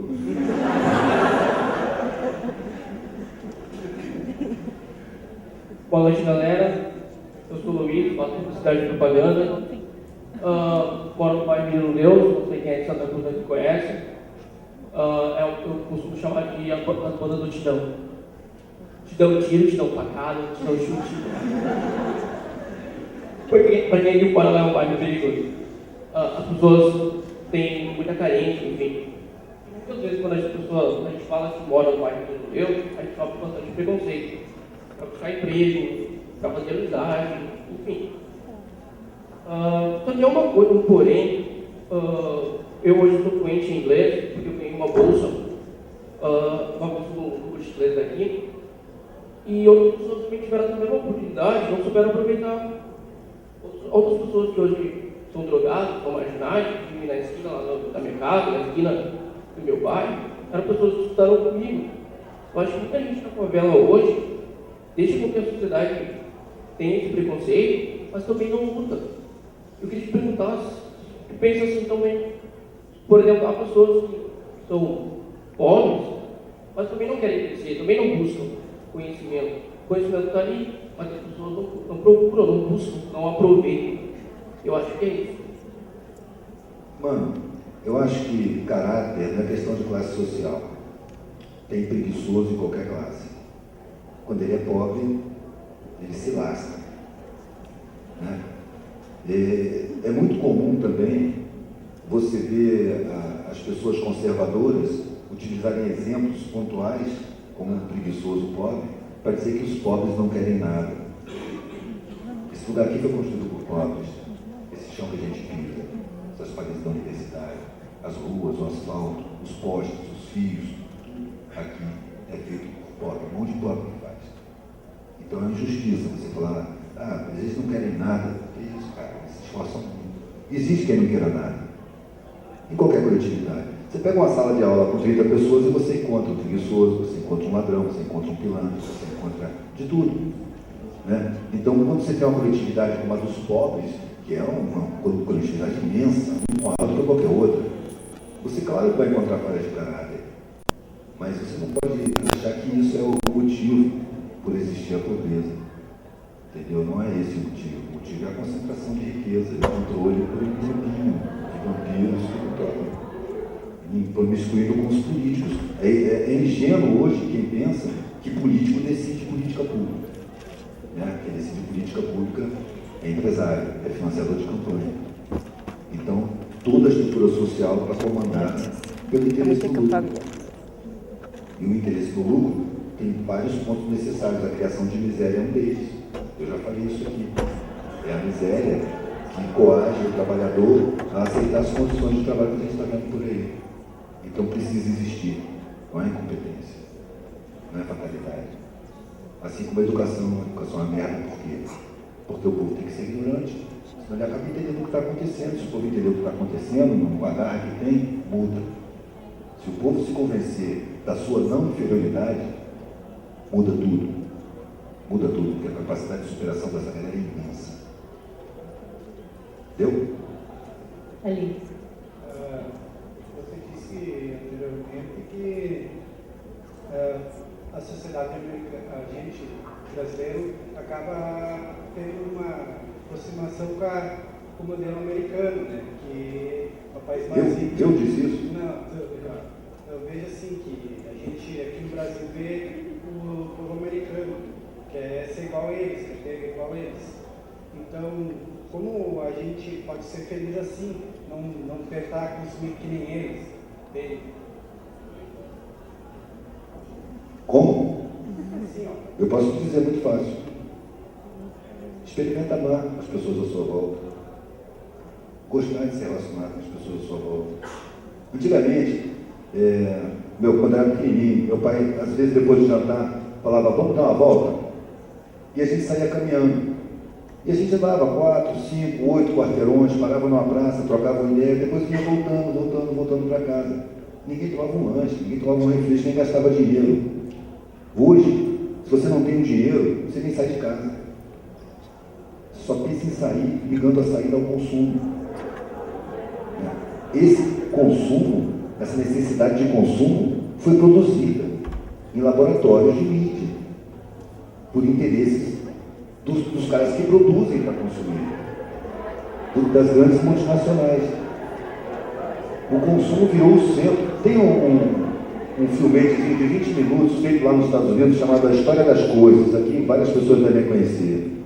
E ali tem um pontozinho que a figura fala: em 1919, os grandes industriais estavam com problema. Eles estavam com capacidade de produção superior à capacidade de consumo da classe que podia consumir. Eles jamais pretenderam produzir para todo mundo. Então eles precisavam arrumar uma solução para isso. Eles estavam em condição de produzir mais do que era possível consumir. E aí apareceu um economista, que na minha opinião era um proto-publicitário, que falou: vamos transformar o consumo no centro da vida. O consumo vai servir de referência para a valorização social. Antes desse cara, dessa reunião, vamos supor uma máquina de lavar, não sei se existia, mas a máquina era apresentada assim: a nossa máquina, ela é muito fácil de operar, ela lava muito bem e ela dura um tempão. Depois dessa reunião, a máquina passou a simbolizar a sua superioridade social. A máquina é para pessoas especiais que são amadas e isso e aquilo. Ou seja, o consumo entrou na área afetiva, deixou de ser coisa da área prática. Por isso as pessoas ficam numa ânsia de consumo tão grande. Em vez de usar isso em produção de amor, vai para consumir, porque assim ela acha que vai ser amada. Inconscientemente, porque logicamente isso é um absurdo. Como é que tu sente a receptividade quando tu fala no meio acadêmico? Eu tenho encontrado a receptividade muito boa. Exceção feita a São Borja. O resto foi tudo ótimo. São Borja também foi muito bom, mas tinha uma turma lá que sonhava em ser jornalista dos grandes meios de comunicação. Então eles não gostaram do que eu falei também da privada, né? E eles chamaram um professor lá para me rebater. A gente teve um pequeno debate, mas ficou muito melhor, ficou muito mais divertido. Ele não gostou muito, mas eu não posso fazer muita coisa. Ele fala de cima de um pedestal acadêmico. Eu costumo dizer, o pedestal acadêmico é feito de vidro, ele quebra muito fácil. Um pouquinho de segurança pessoal e ele cai por terra. Ele não é essa coisa toda que plantam por aí. A gente não precisa sentir nem superioridade nem inferioridade. As duas fragilizam a gente. É muito difícil sentir igualdade, muito difícil. Mas a gente tentando, a gente se aproxima. Ao longo do tempo, tem eternidade aí pela frente. Eu não me sinto inferior a ninguém, nem superior a ninguém, porque eu não tenho verdades, eu não fico condenando as pessoas. Por exemplo, várias vezes falando, tem que amar, eu não tenho que amar, eu acho que é mais vantagem, é muito mais agradável, a qualidade de vida aumenta, é interessante, mas eu não tenho que nada, tem que ser o que você é, da maneira que você for. Eu penso que na vida o plantio é livre, mas a colheita é obrigatória. Essa frase eu li no Chico Xavier, nunca mais eu esqueci. Você planta o que você vai colher na vida, não você vai colher o que plantou. Mesmo em afetos ou desafetos, em satisfações e insatisfações, em frustrações ou em realizações, a gente colhe. Pelo fato, às vezes só de tentar a gente já fica bem.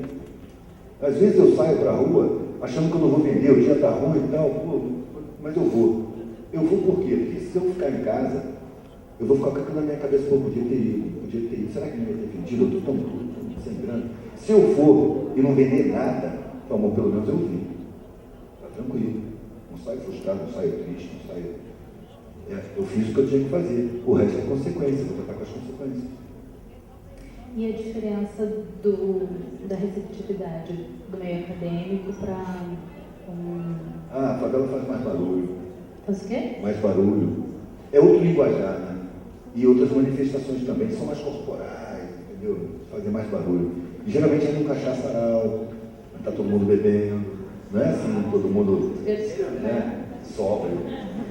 Claro, na comunicação, como a gente pode tentar reverter? Porque, na verdade, hoje é tudo mercado, né?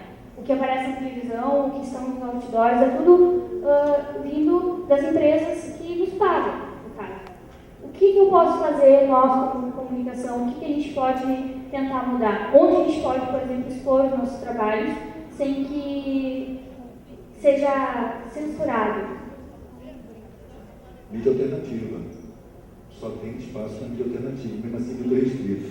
Eu acho que a estudantada tinha que estar engajada na pulverização das comunicações. Criação de meios de comunicação de todo lado. Comunidades, em academias, em escola, em qualquer lugar tinha que poder abrir uma rádio, fazer uma revista, montar uma televisão, que aí você ia ter pluralidade, falta de costume. Você ia ter muita gente falando, ia dar mais condição das pessoas entenderem a realidade como ela é. Porque o que a gente tem? 6 famílias controlando as comunicações. Então não tem jeito de ter comunicação honesta. É sempre defendendo esses interesses. E eu, se fizesse comunicação, eu jamais almejaria trabalhar na mídia comercial. Jamais. Eu tentaria fazer alguma coisa alternativa. Eu tenho um grande amigo meu, jornalista, que ele fez um jornal de favela para favela. Só trabalha com comunidade. Todas as comunidades do Niterói ele visita. Sabe? E conta a história. E as pessoas se veem ali no jornal. Ele distribui depois os jornais. Sabe? Ele faz uma comunicação comunitária. Por conta própria. Ele mesmo vende anúncio lá no açougue, na cabeleireira, R$25, R$30, R$40, monta o jornal e bota para a rua. Só para complementar, não existe verdade absoluta, realmente depende de cada um, por exemplo. As suas convicções são diferentes das minhas convicções. De que forma, então, por exemplo, esse jornal, eu não posso, eu colocando a minha opinião, não estaria, de certa forma, influenciando também? Por exemplo, a favela em si tem por costume, não sei se essa palavra é certa, que as pessoas são menos informadas, elas são menos alfabetizadas, talvez elas não tenham alcance à comunicação. E quando eu chego para elas com a minha comunicação, não é uma forma de influenciar também? Eu acho difícil o pessoal da favela receber a sua comunicação sem reserva, até pelo seu linguajar. Mas se você quer se comunicar com a favela, você tem que frequentar primeiro. Tem que aprender os códigos de comunicação, sabe como? As palavras que funcionam. Porque esse é um diferencial. Se você chega lá falando uma língua que eles não entendem, eles te rejeitam. Ou pelo menos te olham com desconfiança, não vão ter confiança em você. Mesmo eu, por exemplo, o colega falou, ele mora num bairro conhecido também. Eu moro, por exemplo, no Bom Jesus, que também é um bairro bem conhecido.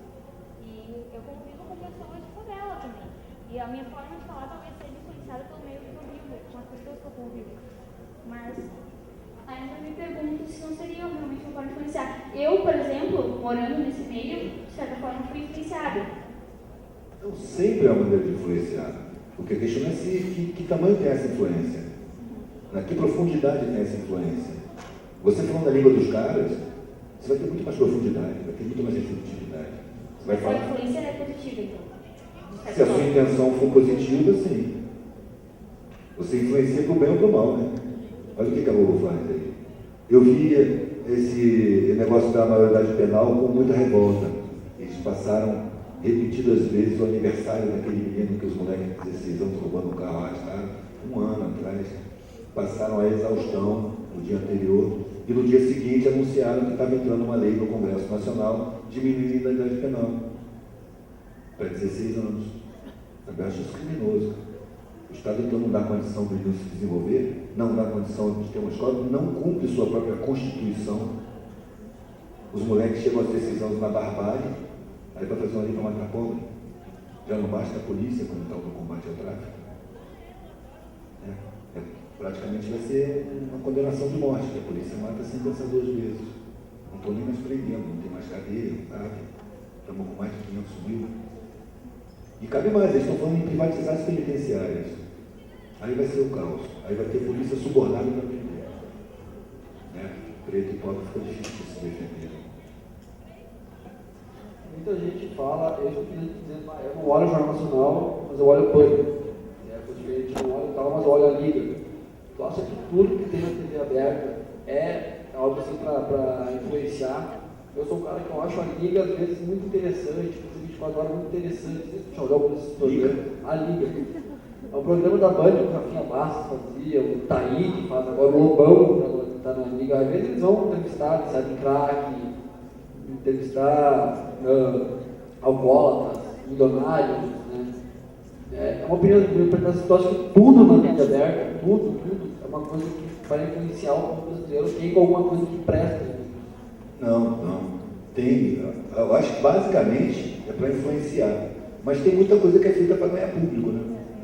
Ele pode falar das mazelas, desde que não ameace modificar nada.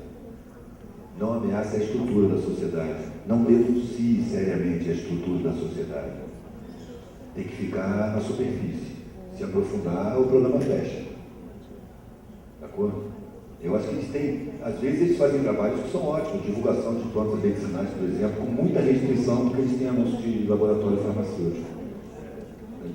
Tem algumas coisas que eles trazem, realmente, que são úteis, mas é o mínimo dentro da grade deles. A maior parte é nociva. Eu acho que qualquer empresa, mano, que visa o lucro acima de tudo, ela tem uma tendência muito grande, uma possibilidade muito grande de se tornar nociva.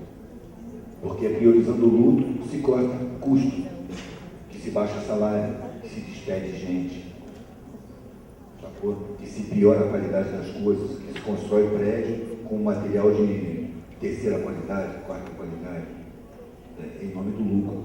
Em nome do lucro se destrói a natureza, se joga rejeitos radioativos fora. Somália está cheio de rejeito radioativo. Por quê? Porque as grandes empresas vão lá com seus navios e jogam lá, o país em caos. Aliás, tem um documentário denunciando isso chamado Piratas da Somália, feito pela Espanha. Muito bom. Onde tem empresa grande, mano, tem falcatrua, tem promiscuidade política, sabe? Tem influenciação e principalmente exploração, maltrato e extermínio de pobres. Aonde está o interesse das grandes empresas? Não são as pequenas também são vítimas, vampirizadas, porque são muitas, né? Tem uma coisa muito interessante na net que merecia uma pesquisa, que é o grupo de Bilderberg, que trata dos donos dos maiores bancos do mundo. E aí entra a família de Windsor, entra várias famílias, Rockefeller, Rothschild, estão denunciados de várias maneiras por aí, misturados no lixo da net. Ali tem uma forma de procedimento, como eles decidem as políticas públicas no mundo inteiro, uma vez por ano. E a gente está submetido a isso. Agora, não é difícil perceber. É preciso começar a quebrar os condicionamentos que a gente tem. É muito fácil apontar para as falhas do mundo. Agora, como você colabora com essas falhas do mundo? O que está impregnado no seu inconsciente? Outro filme que tem é O Século do Ego, que mostra como a psicologia, os estudos de Freud na psicologia do inconsciente foram utilizados para criar condicionamento no comportamento, dos valores, comportamento de massa, para favorecer a criação de uma estrutura social onde o centro é o consumo. E o único objetivo é concentrar poder, concentrar riqueza, concentrar controle. É a tal da nova ordem mundial que eles estão falando por aí. Agora, os caras, quando se veem denunciados, é claro que eles têm cabeças muito bem pagas e muito competentes para combater. Então, eles criam um monte. A expressão teoria da conspiração foi criada para desmoralizar a denúncia desse poder mundial. Assim como o termo natureba foi criado para desqualificar o cara que não quer comer alimentação industrial, porque ali tem um monte de veneno. Eu fico sempre com a impressão que a indústria do alimento, os alimentos e a indústria farmacêutica têm uma sociedade, né? Porque a indústria dos alimentos tira do alimento tudo que presta, bota um monte de porcaria que dá câncer, colorante, conservante, o cara adoece, está mal alimentado e vai comprar remédio para se curar. Isso é uma sociedade, cara. Não duvido nada que sejam os mesmos donos. Boa noite, Ana. Eu vou mudar um pouco o assunto aqui, porque a gente já estava conversando hoje à tarde um pouco, e tu me deste um livrinho, né? Bom, tu me deste um livrinho, eu fiquei admirado mesmo com o teu trabalho, eu pesquisei no blog também, e me chamou assim bastante atenção o teu trabalho e tal, e eu queria saber de onde tu tira a inspiração do teu trabalho, vem do quê? De uma forma de mostrar liberdade, de demonstrar, não sei, gostaria de saber de onde tu tem essa inspiração. Não sei de onde vem. Às vezes eu penso bem do etéreo, às vezes eu penso bem da realidade da minha volta, eu não sei. Eu acho que eu sou uma demonstração contrária àquilo que foi sugerido aqui, que as pessoas só vão se movimentar quando estiverem sofrendo. Sabe? Eu acho que o movimento Ocupa, por exemplo, foi uma vida por gente que estava sofrendo. E por isso foi tão sem consistência. Na verdade, eu não tinha motivo nenhum, cara, para ir para a rua. Só não tinha motivo nenhum material, não aconteceu nenhuma tragédia. Era só uma inconformação minha, uma sensação de injustiça que eu tinha. E não era comigo, mas que me privilegiava. Isso me constrangia. Eu fui movido por uma coisa interna, não foi necessidade externa. E isso acontece muito por aí. Não é preciso você sofrer para você aprender. É preciso você sofrer para aprender quando você se recusa a aprender. Aí a vida vai te empurrar. A dor é o melhor empurrão que tem, cara. Qualquer pessoa, por mais orgulhosa que seja, ela para para pensar quando ela sofre. Para refletir. Tem uma chance. Se ela não cair no beco do desespero, de se sentir vítima, ou se revoltar, ela aprende, a lição está ali. Não tem nenhum sofrimento que não tenha ensinamentos. Não sei dizer de onde vem isso, né? Olha, cara, essas empresas que produzem agrotóxicos, os tais defensivos agrícolas e tal, elas bancam campanhas políticos, né? Eles fazem leis, não fazem de acordo com os financiadores, não é? Tem um programa de agricultura familiar no Ministério da Agricultura que você tem que chegar lá e apresentar um planejamento, não é isso? Você deve estar sabendo melhor do que eu. Se não tiver agrotóxico, eles não liberam o financiamento. Você tem que ter agrotóxico. Por quê? Porque o governo está subalternizado. Ele obedece aos financiadores de campanha. Essas empresas que fazem agrotóxicos, antigamente elas faziam armas químicas. Quando acabaram as guerras, aquelas lá, quando as armas químicas viraram horror, então o que a gente fazia com aquela merda toda lá? Ah, joga na plantação, cara, não faz pragas. Quem vai morrer é pobre mesmo. É isso, cara.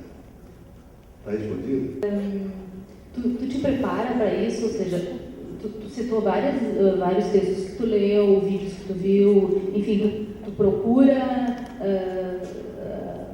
saber sobre isso, descobrir verdades ou Olha, eu não me preparo para falar. Eu acho que eu estou curioso por isso desde sempre, desde vai atrás. Vou atrás. Eu não me preocupo não com guardar informação, memorizar.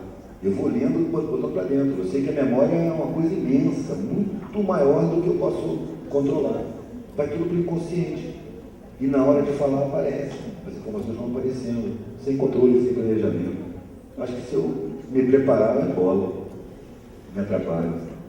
Sim, não prepara nesse sentido, mas buscar informação, né? Quanto mais conhecimento e informação a gente tem, mais a gente consegue ser eloquente e, não digo convencer, mas, enfim, tentar passar o teu valor para as pessoas. Vem do sentimento.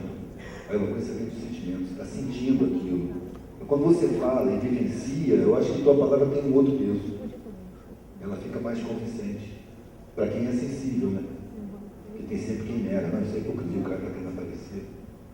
Está tranquilo. Mas eu me informo de um monte de maneiras diferentes. Eu recebo um monte de boletim de notícia. Cuba Debate, Página 12, La Jornada. Repórter Brasil é uma agência de notícia que trata de trabalho escravo. Devia ser divulgado. Tem trabalho escravo todo dia sendo encontrado no Brasil. E não é só nos Cafundó do Judas, não. É em São Paulo, é em Porto Alegre. Estão usando mão de obra escrava, de boliviano, de peruano. E a gente vai lá e veste a roupa de marca. Da Lara, da Marisa, ou sei lá de onde mais.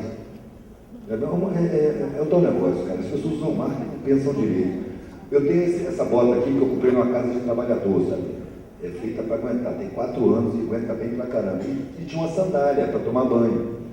Havaiana, que eu tomo banho em qualquer lugar, tem que botar uma sandalinha para não pegar micose. Um dia me deram um tênis de presente. Da Adidas, com aquelas 3 faces de Adidas, não é? 3 faixinhas. Aí eu peguei o tênis, eu não tinha tênis, eu preciso do tênis, né? Como é que eu vou botar isso no meu pé? No computador, Adidas, trabalho escravo. Apareceu uma lista. Aí eu peguei uma caneta que escreve em tecido e no meio das faces escrevi trabalho escravo. Assim vai no meu pé. Assim está tranquilo, eu não tenho vergonha de usar. De outra forma, eu não posso botar no meu pé. Eu estou fazendo a antipropaganda, eu não tinha nem essa pretensão. Eu queria só limpar o tênis e voltar no meu pé. Mas eu vi pessoas se aproximando, curiosas assim, olhando no meu pé. O que é aquilo que está escrito lá? Então está funcionando. Esse negócio da Nike, eu boto no peito, aquilo é um campo perfeito para escrever trabalho escravo, controle do governo. E as pessoas não usam, ficam usando. É aquela velha história que eu escuto há muito tempo. Pô, você paga para fazer propaganda para uma empresa multimilionária, cara. Por quê? É uma insegurança social criada. Você paga porque você quer sentir valor social. Você acha que assim as pessoas vão te respeitar mais. É um respeito ilusório, realmente não existe. Uma pessoa que respeite a outra por causa da roupa que ela veste ou da forma que ela apresenta, eu prefiro que não me respeite. Não precisa me respeitar. O único respeito nesse mundo que eu não abro mão, claro que respeito é sempre agradável, mas o único que eu não abro mão é o meu próprio. O resto eu sobrevivo sem. Eduardo, eu vi você falando no início que estudou em 2 escolas e eu entendi também que você estudou em universidade. Você concluiu em primeiro lugar, na minha primeira pergunta, você concluiu? Não. Saí no primeiro ano, achando que ali era tudo teoria que não me interessava não, queria a prática. Então, eu queria te perguntar se você se considera um revolucionário, alguém que está ajudando as pessoas, com certeza, abrindo a mente, vamos dizer assim, se você se considera um revolucionário e num futuro talvez não pense em fazer isso entrando no sistema, a minha pergunta. De que jeito? De uma forma diferente do que você vem usando agora, digamos, mas de uma forma crítica diferenciada, assim, tipo, ampliando mais. Você não vai dizer que eu vou me candidatar a alguma coisa, não. Também podia ser. Não, nesse antro eu não entro, mano.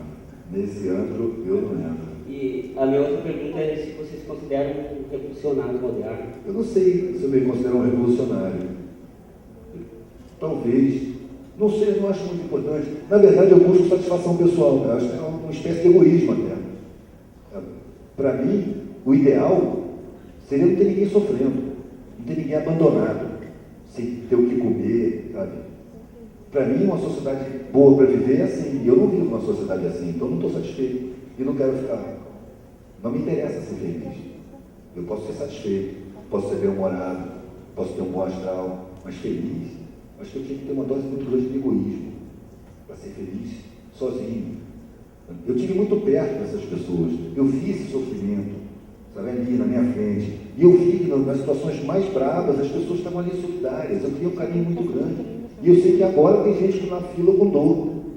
Tem gente abandonada agora. Tem criança dormindo com frio. Tem todas as barbaridades da humanidade estão acontecendo agora enquanto a gente conversa aqui. E eu não esqueço isso. Não que eu fique me martirizando, mas eu não esqueço isso. Então isso entra em pauta no meu comportamento, nos meus valores, nos meus pensamentos, nas minhas ações, o tempo todo. O tempo todo. Não sei se isso é ser revolucionário. Se a gente pegar o padrão revolucionário que existe por aí, não sou. Sabe, eu encontro muita gente revolucionária que se diz revolucionária, mas que não fala a língua da população. Sabe, que vive distante, que mantém preconceitos, que quer se estabelecer, quer formar uma situação para viver confortavelmente, sabe? E dessa parte não faço parte, não. Pessoas que carregam verdades, não dá, cara. Eu respeito, mas fico à distância. Sabe? Se tem que haver alguma revolução, para mim, ela tem que partir de baixo, tem que vir da raiz, sabe? Não de cima para baixo. E o que eu vejo é o contrário, as pessoas querem fazer a revolução de cima para baixo, e não vai. Eu já brinquei com a rapaziada lá da minha área, que se o cara quer se considerar revolucionário de verdade, vai morar dentro de uma favela, passar lá 2 anos, e não vai sair para o universitário não, vai ficar ali, conversando, aprendendo, abre as orelhas, abre os olhos e aprende, porque vai ficar espantado com a quantidade de sabedoria que tem nesses lugares, com a capacidade de humanidade que essa gente tem, de se dar a mão, de se sacrificar um pelo outro, sabe? Seriam aulas de humanidade. E além disso, o cara aprenderia a falar aquela língua, para poder informar essas pessoas que elas não são inferiores, não, é mentira. Elas acreditam porque botam o inimigo dentro de casa, no lugar que antigamente se botava o santo da casa, o lugar mais nobre, e deixa aquela porcaria ligada lá falando na orelha da gente. Então ele acredita que ele é inferior porque foi condicionado. Se ele parar para pensar, ele vai perceber que não é inferior nada. Inferior é o meio que ele vive, é a roupa que ele usa, mas não é o coração dele, e muito menos é a mente dele. E ele é capaz, sim, de mudar o comportamento e com isso mudar o mundo. Tu falou do teu mundo ideal, não teria... ninguém estaria sofrendo, ninguém estaria abandonado. Não lembro de ter falado de mundo ideal, não. Eu acho que tu falou. Eu gostaria que não tivesse ninguém sofrendo. Isso. Não concebo um mundo ideal. E, na verdade, acho que não é possível não ter ninguém sofrendo. Mas, pelo menos, não sofrendo essa barbárie da ausência total do Estado. É disso que eu estou falando, entendeu? Okay. O Estado tem que cumprir sua Constituição. Porque eu ia perguntar aí quem merece. Por exemplo, quem é mal. O que ia fazer nesse... É difícil. Esse negócio de merecimento é muito difícil. Né? Ah, mas tem gente que é má. De índole má. Que gosta de fazer o mal. Sim, ignorância. Essas pessoas sofrem muito. Você não vê na cara delas a raiva que elas têm constantemente? Essas pessoas sofrem. Você não vê com quem que essas pessoas acabam tratando? Não vê que as boas pessoas começam a evitar essas pessoas? Forma o círculo dela, mano. Vai lá no inferno dela. Não fica sem consequência. Quer dizer, o próprio mundo se encarrega das pessoas más, das maldades. O que não se pode evitar, sim, né? quando a gente pode evitar, acho que é obrigação evitar. Eu não entendo arte como decorativa, eu não quero fazer arte decorativa. Eu já tive expondo em galeria e vi os caras que fazem arte decorativa.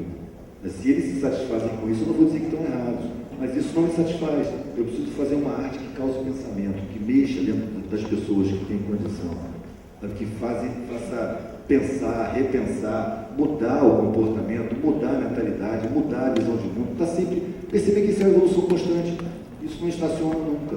A gente não chegou no ponto ideal, a gente está caminhando, e que na verdade o objetivo da vida é essa caminhada, não tem um objetivo lá no final, sabe? O fim é o meio. O destino é essa viagem, é como você está passando por aqui, como você está agindo no meio da coletividade, como é que você está se comportando. Esse é o objetivo para mim da vida. E a arte está nessa função.